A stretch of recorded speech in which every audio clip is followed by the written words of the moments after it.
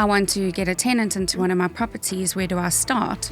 I think to know and to realise that not only does the agent need to be registered, but they also need to be linked to a firm or an agency.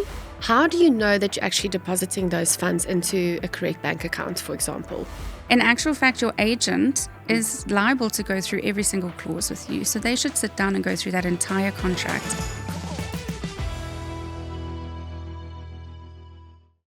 Thank you so much for joining us, Courtney, today in this very beautiful studio for our very first episode of the Real Talk SA podcast. It's only a pleasure, and I'm very excited to be a part of this. So thanks for inviting us. No, thank you.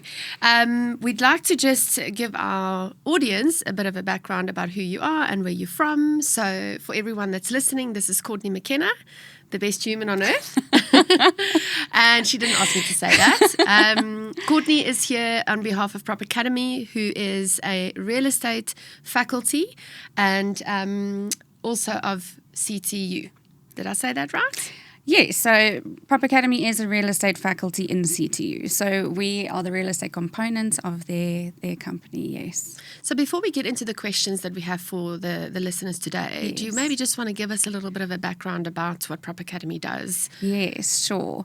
So it fell back a little bit in a few years ago where we were off-plan developers and we were trying to get our agents out there to make money, selling off-plan, and then the PPRA, which we'll explain a little bit later, came up with some compliance regulations with regards to education that was needed.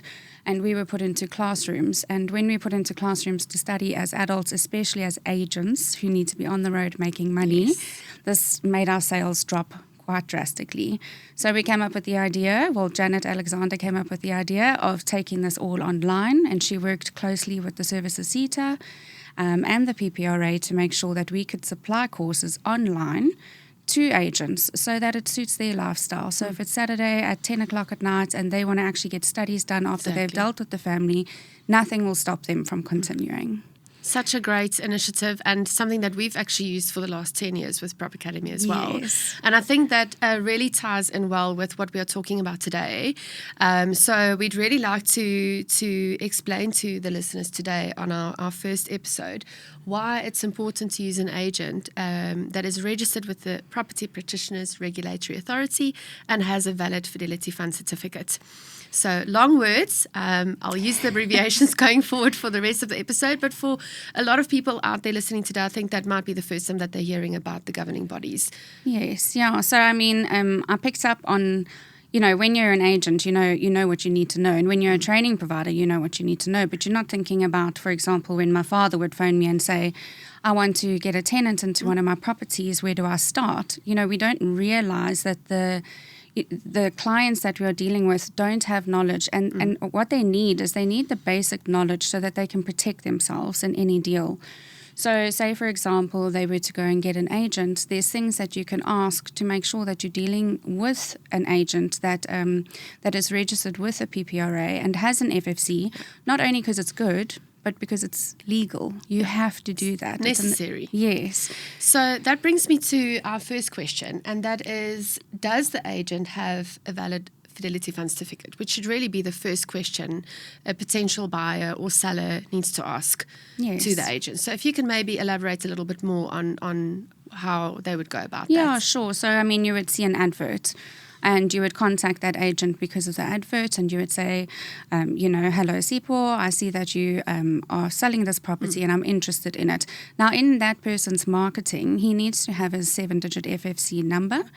A lot of people, even agents themselves, aren't sure because there are two numbers that people refer to, but this is the 7-digit reference number. And he will be able to supply that to you, and it'll also be on his email communications. So once he's able to actually supply that, then you can investigate that FFC number to make sure it's correct. Okay, so I think even from the time of looking at an advert, and when you're in touch with that agent, to ask upfront if it's not already displayed, because it should actually be displayed already. Yes.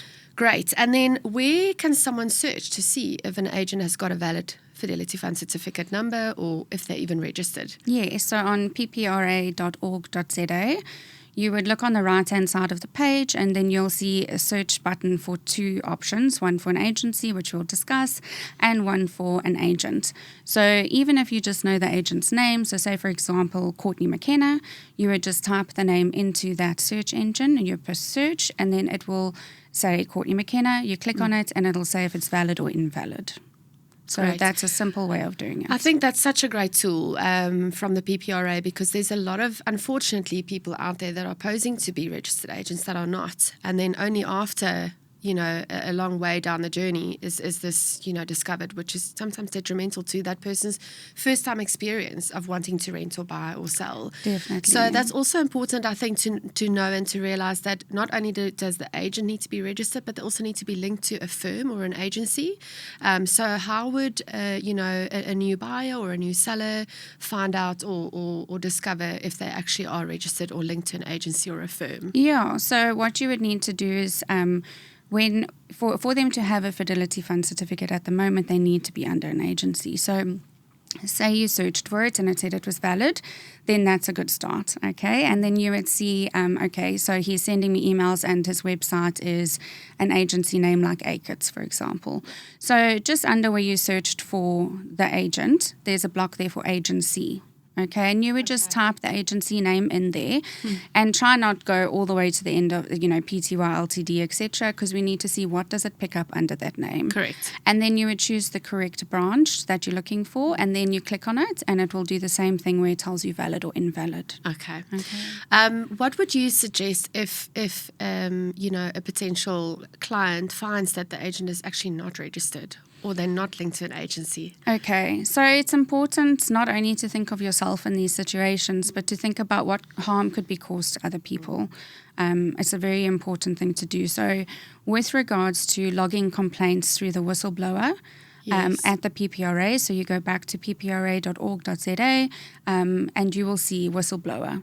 And you'll be able to contact that number and send an email with the details saying that the person who's dealing with this transaction is not qualified, and the PPRA will deal with it. Okay, they will contact the person and they will mediate the situation. I think that's also so important, and that people actually take action when they do stumble across something like that's happening. It's so important, because you might have just saved yourself out of a scam, for example, but who's to save the other people? So you need to stand up and do it. And I think it happens more often than we actually think it does. Yeah, and also to the stage where the agent is convinced that they don't need to be registered. Exactly. So then you have to come back. Prop Academy also offer this type of advice to anybody, just to contact us and say, this is our situation. We have situations come to us daily where we try to help people that are in trouble. Yeah. No, 100%. So part of another part of the transaction of any real estate transaction is also paying over monies to your agent or agency. How do you know that you're actually depositing those funds into a correct bank account, for example? Okay. So if we've done the checks before, so we've checked the valid FFC number and we've checked that the company is legit, you're going to be presented with a contract. And please read the contract. It's so important. So important. In actual fact, your agent is liable to go through every single clause with you. So they should sit down and go through that entire contract. In that contract, it is going to state where you pay the monies. And that is what you're always going to be held back to. So if somebody emails you and says, actually, we're changing the bank accounts, red flag, straight away. Go back to your contract always and make sure that it's correct. Would you also advise them to actually phone the office or the agent and let them read back the bank details?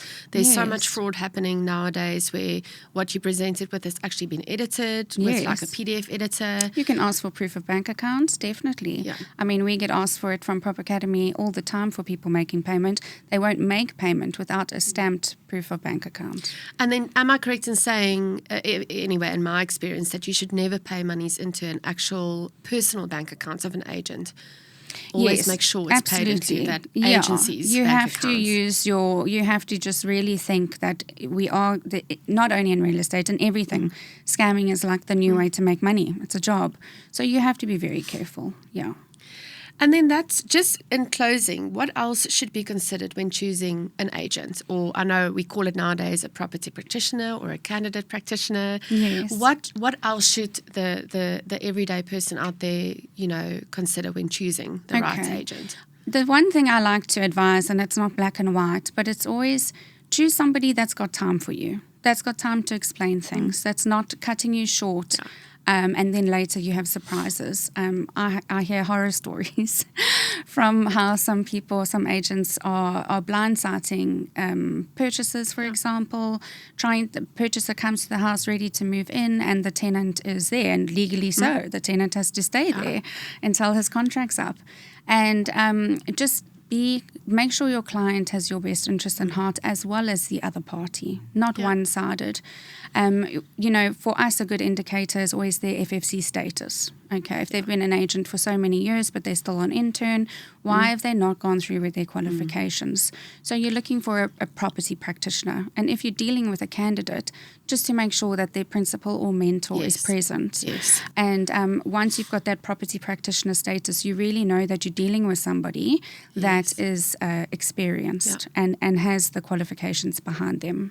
I also think people sometimes don't realize that it's not just a transaction. We're dealing with people's emotions and lives. Finding a home or selling a home or finding a place to rent, it's very emotional for the person that's doing it, especially when it's for the first time. Yes. So I think also choosing your agent, you need to also consider that exactly what you were saying, someone that's going to look after your needs, but still above board and in line with the regulatory authorities. Yeah, and it's kind of like an urge to agents as well to start respecting the public.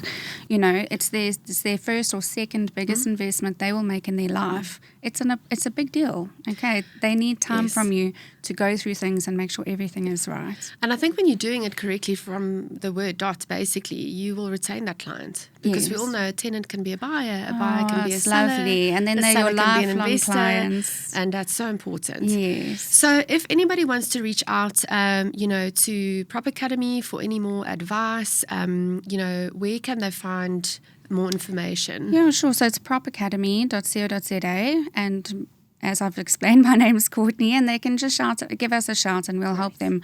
Whether it's an agent needing education, whether it's a public needing assistance. We've actually done short little skill enhancing, very affordable courses for the public. So if they are going to go and lease their property, there is, some advice there for them and some videos and content. Great. And we'll also make sure to drop those links into the comments below. You. Thank you so much, Courtney. It was great to have you. Thank you, Mia. We'll definitely have you back for another episode. Awesome. Thank you. Thanks.